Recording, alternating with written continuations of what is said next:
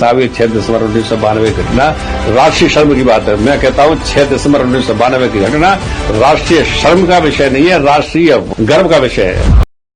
संघ और भारतीय जनता पार्टी के संस्कार मेरे रक्त की बूंद बूंद में समाये हुए हैं और इसलिए मेरी इच्छा है कि जीवन भर भाजपा में रहूं और जीवन का जब अंत होने को हो तब मेरा शव भी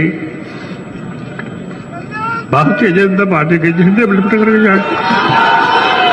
एनआईसी की मीटिंग में मैं स्पष्ट किया था कि गोली नहीं चलाऊंगा, गोली नहीं चलाऊंगा, गोली नहीं चलाऊंगा। कि कार सेवक गुम्बद पर चढ़ गए और कार सेवकों ने गुम्बद को तोड़ना भी शुरू कर दिया। इस बात को रिकॉर्ड कर लेना कि मैं गोली नहीं चलाऊंगा, गोली नहीं चलाऊंगा, गोली नहीं चलाऊंगा। बाबरी विध्वंस के बाद अयोध्या में राम मंदिर निर्माण की भीष्म प्रतिज्ञा लेने वाले भाजपा के कद्दावर नेता, जिन्हें पार्टी में बाबूजी के नाम से भी जाना जाता था, उन कल्याण सिंह की पुण्यतिथि पर आज भाजपा हिंदू गौरव दिवस मना रही है। यूपी के अलीगढ़ में केंद्रीय गृह मंत्री अमित शाह, केंद्रीय मंत्री स्मृति ईरानी और मुख्यमंत्री योगी आदित्यनाथ से लेकर देश प्रदेश की तमाम राजनीतिक हस्तियां अलीगढ़ में पूर्व मुख्यमंत्री कल्याण सिंह को याद करने के लिए जुट रही हैं। राज्य के दोनों डिप्टी सीएम केशव प्रसाद मौर्य और ब्रजेश पाठक के साथ साथ योगी सरकार के कई मंत्री और भाजपा के बड़े नेता भी अलीगढ़ पहुंचे हुए हैं। बाबरी ढांचे के विध्वंस के बाद उत्तर प्रदेश में बड़े राजनीतिक बदलाव की धुरी बने कल्याण सिंह ने तब विध्वंस की पूरी जिम्मेदारी लेते हुए मुख्यमंत्री पद से इस्तीफा दे दिया था। उसके बाद हुए विधानसभा चुनावों में भाजपा पूर्ण बहुमत के साथ सत्ता में आई थी। पूर्व मुख्यमंत्री कल्याण सिंह की पुण्यतिथि से पहले भाजपा में एक और विवाद खड़ा हो गया है। कल्याण सिंह के बेटे राजवीर सिंह को अब सीएम बनाने की मांग हो रही है। दरअसल लोध किसान बिरादरी के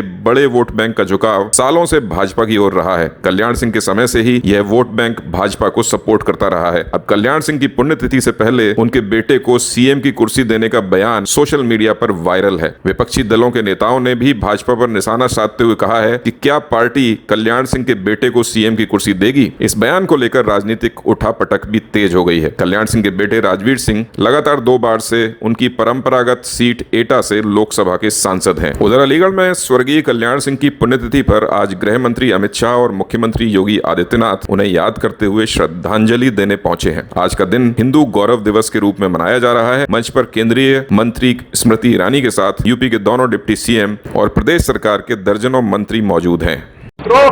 80 की 80 सीटों पर एक बार कमल खिलाइए, मोदी जी को फिर से प्रधानमंत्री बनाइए और पूरे भारत में संदेश भेजिए कि उत्तर प्रदेश भारतीय जनता पार्टी का अभेद गढ़ है, इसको कोई पराजित नहीं कर सकता।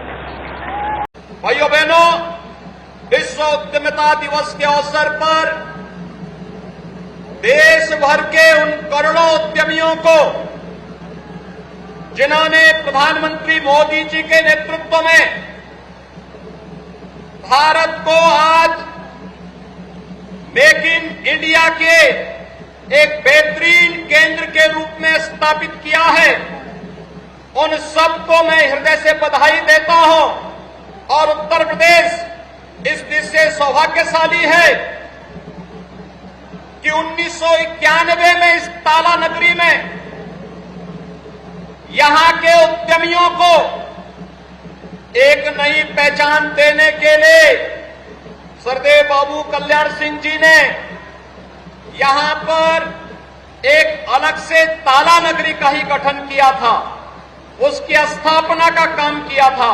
और आज मुझे बताते हुए प्रसन्नता है, जब 2017 में आदरणीय प्रधानमंत्री मोदी जी के नेतृत्व में, उनके मार्गदर्शन में, और उस समय जब देश के भारतीय जनता पार्टी के अध्यक्ष के रूप में आज के देश के यशस्वी गृह और सहकारिता मंत्री भारतीय जनता पार्टी को नेतृत्व दे रहे थे, उनके रणनीति और मार्गदर्शन में उत्तर प्रदेश में भारतीय जनता पार्टी की सरकार का गठन होता है।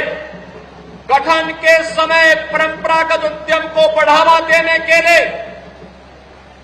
प्रदेश के एमएसएमई सेक्टर को नई पहचान देने के लिए वन डिस्ट्रिक्ट वन प्रोडक्ट का जो कार्य हुआ था, आज अलीगढ़ की इस पहचान को भी वैश्विक मान्यता प्राप्त हो रही है।